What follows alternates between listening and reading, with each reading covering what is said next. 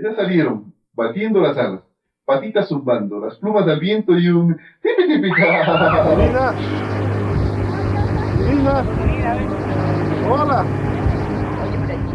Regresábamos con mi esposa y mis hijas de unas vacaciones en Esmeraldas y les pasamos dejando en el departamento a las hijas y salimos a comprar el pan frente a lo que hoy es el Amazonas.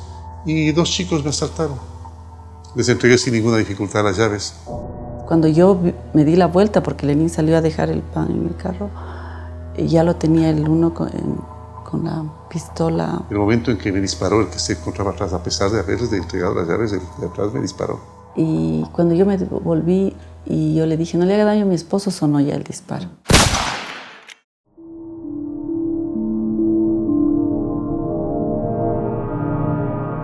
Caí con tanta mala suerte debajo del vehículo. Y francamente me hubieran, además de baleado, arrollado, si es que no es porque mi esposa sale de la panadería muy rápidamente y con una fortaleza que solo se da en esas oportunidades, me sacó de debajo del carro. Fue terrible, especialmente para él, obvio, pero para la familia también. Nosotros, primero que fue un golpe, asimilar la situación, luego empezamos a tratar de hacer cualquier cosa para que él tenga la oportunidad de caminar nuevamente. A partir de ese momento empezó para mí una tragedia llena de médicos, llena de operaciones, un dolor muy terrible. Esto vino a golpear, botó al piso todo lo que él tenía planificado. Y nosotros como familia lo que hacíamos es tratar de alegrarle un poco la situación, porque él pasaba dolorido 90% del día. Recibí la visita de un amigo que hizo un chiste de la cotidianidad. Y yo me reí con una risa guardada de hace mucho rato, durante unos 5 minutos siquiera, y después comprobé que el dolor se había ido. Yo pensé que se había ido para siempre. No era verdad. Pero ventajosamente Dios me había marcado el camino. Porque así son las cosas de la vida.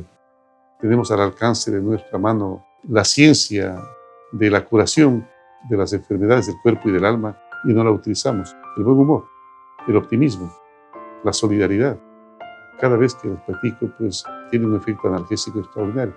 Me vine acá donde Lenin y le digo a Lenin, pero así, ¿sabe lo que pasa?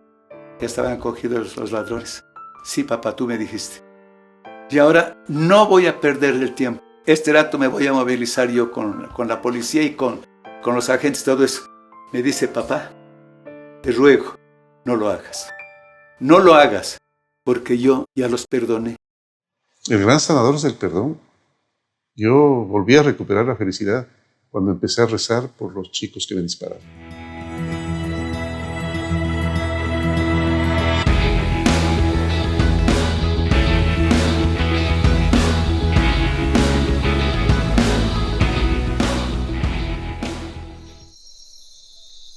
En la década de los 50, en lo profundo de la selva amazónica, entre la dulzura de su familia y la solidaridad de su gente, del barro de la tierra madre, emergió un hombre que tiene un corazón gigante. Mi padre era un profesor graduado en el Normal Juan Montalvo, al cual se le pidió que escogiera el sitio donde quería ir a trabajar. Y escogió el sitio más lejano de la Amazonía, un sitio donde demorabas entre 30 y 35 días en canoa para llegar hasta el primer poblado. Una población pequeña, fundamentalmente de indígenas. Y mi padre y mi madre, que también fue maestra, ambos trabajaban en ello. A veces inclusive les tocaba repartir su humilde sueldo entre los mismos alumnos, y en más de una ocasión observé a mi madre fundamentalmente que curaba a los niños, adultos que así lo necesitaban. De ellos aprendí la solidaridad. En el Colegio Mejía no solamente aprendías la ciencia, que habían extraordinarios profesores, aprendías a identificarte con los sectores más sensibles de la sociedad. Además, muchos de los compañeros pertenecían a ese estrato. Es un colegio que de costumbre no toleraba las tiranías, no toleraba las dictaduras, no soportaba los arrestos a gente que expresaba su libertad de opinión y siempre estaba manifestándose. Y me identifiqué con esas luchas. Yo estaba estudiando psicología y medicina al mismo tiempo en la Universidad Central del Ecuador. Hicimos una huelga porque creíamos que la administración no era correcta. Era dirigente estudiantil, fue la huelga más larga de la universidad. Y cuando terminó la huelga, el Consejo Universitario decidió no concedernos matrícula. No terminé ni medicina ni psicología. Pero claro, como había diferentes formas de opinión en las diferentes facultades, la que nos dio matrícula fue la Facultad de Administración. Ahí seguí los estudios, seguí la actividad política y en adelante pues de eso viví. Él se graduó como el mejor egresado en administración. Él fue el mejor egresado. Fui durante un tiempo voluntario del Programa Nacional de Alfabetización. Allí tuve la oportunidad maravillosa de que se me comunique que en un pueblito cercano a San Antonio de Ibarra, que se llamaba Pucahuayco, a los pies del Taita Imbabura, había un curita que practicaba la teoría de la liberación. Entonces tuve la oportunidad de conocer a Monseñor Reyes Pay, una de las mayores y mejores experiencias de la vida. No conversé con él, solamente lo escuché decir: bienvenidos, luchadores de la paz y de la vida, no aquellos que quieren arrasar la tierra. Por eso que repito con mucha frecuencia esta frase, porque incluye a todos. Es importante entender la filosofía de vida que tiene Lenin, el concepto de cómo ser mejor, no empresario, no político, no profesor, no profesional, sino cómo puede ser un mejor ser humano. Lenín Moreno, en toda su trayectoria de vida, se ha ido entrenando para ser un mejor ser humano. En América Latina, hervían los ideales revolucionarios para oponerse a los imperios descarnados. Los ideales del pensamiento progresista, aquellos que estaban dispuestos a pararse frente al poder, formaron el movimiento de izquierda revolucionaria. En la línea del frente estaba un joven revestido de resistencia y solidaridad. Alguna vez escuché a Almir decir que sus integrantes no solamente deben ser preparados ideológicamente, sino que en la práctica deben ser los mejores seres humanos. El mejor luchador por las causas sociales, pero además el mejor padre, el mejor esposo, el mejor hijo. Entonces me pareció que eso coincidía plenamente con lo que debe ser un ser humano. No decía que yo lo era, pero coincidía con lo que yo pensaba que debía ser un ser humano, principalmente que militaba en un partido político que pensaba hacer una transformación profunda en un país. Yo le conocí a mi esposa en una fiesta, que era donde se conocían las chicas para ese tiempo. Ahí tenías la oportunidad de acercarte, invitarlas a bailar, y en ese momento descubrí que era la mujer de mi vida. Me pareció muy guapo, muy maduro, una persona que realmente eso que tú dices es mi alma gemela. Independientemente de que esté muy interesada, siempre te decía voy a pensar. Entonces, claro, tú pasabas unos 3, 4, 5 días, desde una semana, con la incertidumbre de qué ocurrirá. Y por fin el momento que ella había determinado, que ella había marcado, pues ese momento llamabas y hacías la pregunta del millón, ¿no? ¿Me acepta? ¿No acepta? En ese momento me dijo que sí. Tiene un buen humor, canta lindo, sigue cantando, es lo que mis hijas a veces me bromean porque me dicen que es mi cantante favorito y en verdad lo es. Porque te quiero a ti, porque te quiero. Dejé mi puerta una mañana y eché a andar, porque te quiero a ti. Yo pienso que es un padre realmente ejemplar. Por eso es que mis hijas todo consultan con su papá, hacen bromas con su papá, le consienten a su papá. Para ellas es realmente un ancla. Lenín ha sido bendecido, rodeado de mujeres. Se puede decir que somos personas privilegiadas del hecho de salir todos los días, de tener una vida digna, con trabajo, con esfuerzo. Me dediqué a la actividad empresarial y en la actividad empresarial llevé adelante pues, una imprenta, una editorial en la que nos fue bastante bien. Ayudaba a promocionar a las empresas en el país y en el exterior y a partir de eso creamos el Directorio Industrial y Comercial del Ecuador y luego el Anuario Turístico. Y estábamos conscientes de que era necesario promocionar el turismo ecuatoriano. Desde ese momento yo reclamaba que el Ecuador era el país que prácticamente parecería que aquí convergieran todas las bellezas del mundo, que tenemos la megadiversidad más grande, pisos climáticos, todos, etnias, todas, gastronomía extraordinaria, música preciosa, una historia linda, sitios turísticos hermosos, fauna y flora extraordinaria, es decir, prácticamente todo el mundo en un solo y pequeño país. Mi papá decía, si hay alguien en el mundo que tendría derecho a ser amargado, es Lenin Moreno. Y es, creo que la única persona que yo conozco en el mundo que no tiene nada de amargura.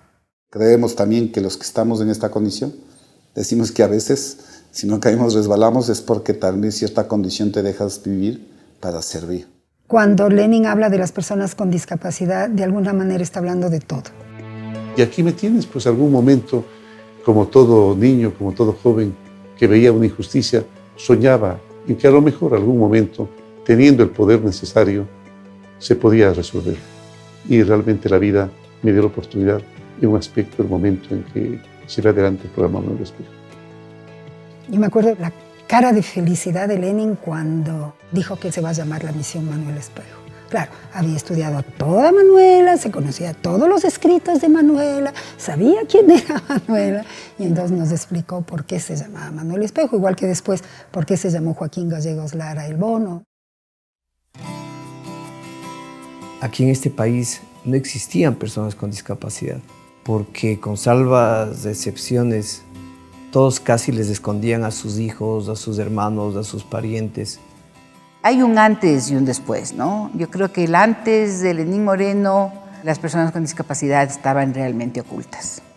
Cuando iniciábamos este proceso, las personas con discapacidad estuvimos, entre todo, invisibilizadas. Sí, encontramos a gente en cuevas, encontramos a gente en gallineros, a gente que se le lanzaba al agujero la comida una vez a la semana. Era terrible, porque no se olvide usted que hubo un tiempo inclusive que se satanizaba a la discapacidad. La persona con discapacidad era muy maltratada, nadie los tomaba en cuenta, pensaban que si una persona necesitaba una silla de ruedas había que esperar una campaña política para que se le regalase. Con qué alegría, con qué orgullo desfilábamos con todas las personas con discapacidad. Era una fiesta, la gente ya no salía con vergüenza, las mamitas ya salían con sus hijos, con globos, con pancartas, a reunirse, a apoyarse, a ver que no estaban solas en el mundo. Éramos un grupo de ecuatorianos tratando de llevar un concepto, antes que con discapacidad, son seres humanos. Anteriormente éramos inútiles o personas incapacitadas, baldados o postrados, como nos denominaban anteriormente, ¿no? Un cambio rotundo. Hace creo que más o menos 10 años la situación cambió muchísimo. Después de Lenín Moreno, las personas con discapacidad son consideradas, son buscadas, son aceptadas. La discapacidad no es ni un concepto, ¿sí? A lo que principalmente nos vamos recogiendo es que desde ahí cambiamos hace 10 años. Al hablar ya no de grupos vulnerables, sino grupos de atención prioritaria. Ese es un primer momento de, primero, sincerarnos, de quitarnos todas las cosas que nos estaban cubriendo y mostrarnos ante una sociedad entre iguales como sujetos de derechos. Quedamos muy claros porque la sociedad es vulnerable ante cualquier circunstancia, tengas o no tengas discapacidad.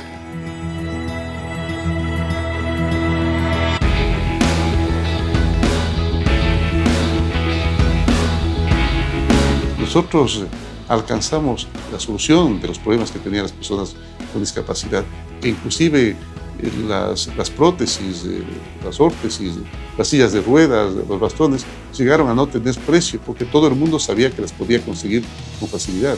Probablemente después de hacer el trabajo que constituyó la misión Manuel Espejo, dejamos un país mejor para la sociedad, para nuestros hijos. Se demostró que nosotros podemos ser personas útiles a la sociedad, en especial se nos devolvió la dignidad. Eso es lo que necesitan, porque si una persona con discapacidad tiene trabajo, va a ser independiente. De esa forma estamos logrando casi el empleo total, porque las personas con discapacidad necesitan de un trabajo para desarrollar sus potencialidades, que las tienen y muchas, y sobre todo también necesitan de un trabajo para poder vivir de manera digna, proporcionando accesibilidad, seguridad jurídica, acceso a los servicios públicos, acceso a la recreación, acceso al deporte, acceso a la cultura, a la vivienda.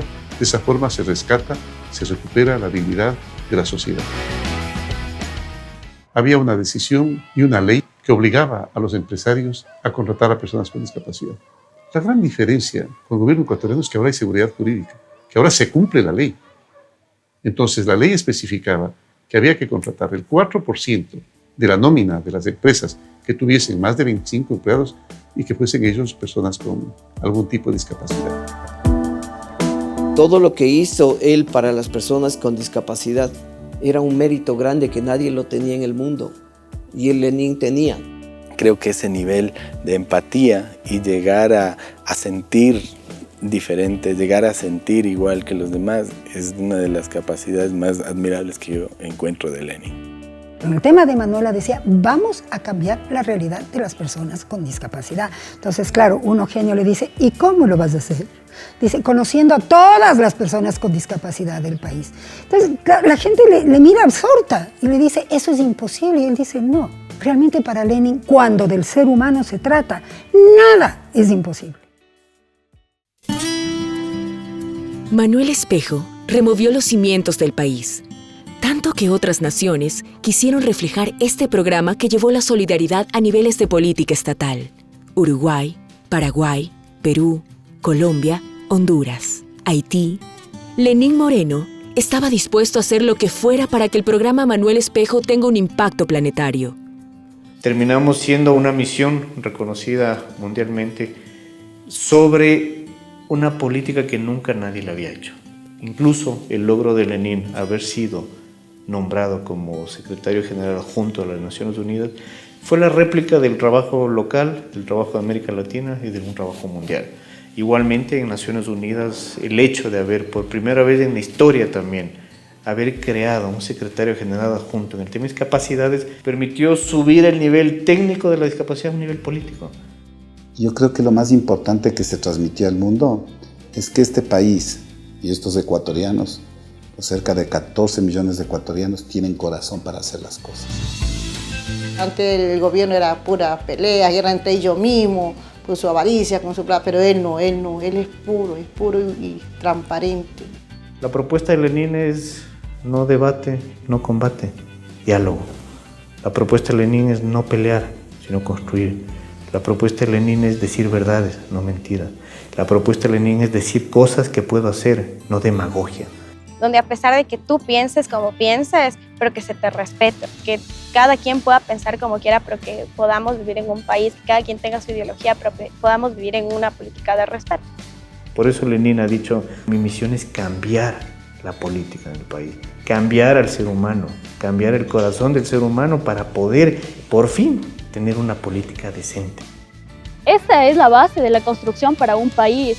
La política consiste en eso, en solidaridad y en amor. Solo un hombre que se formó entre el dolor y la solidaridad sabe leer los verbos de los más necesitados. Solo Lenín Moreno tiene un corazón tan grande como para contener a todo el Ecuador. Con mucho esfuerzo, con mucho trabajo, hemos logrado un Ecuador totalmente distinto, totalmente nuevo, reinstitucionalizado, en el cual hay armonía entre las instituciones públicas, en la cual han salido 2 millones de ecuatorianos de la pobreza. El cambio es positivo. El cambio no es regresar para atrás. El cambio realmente somos nosotros.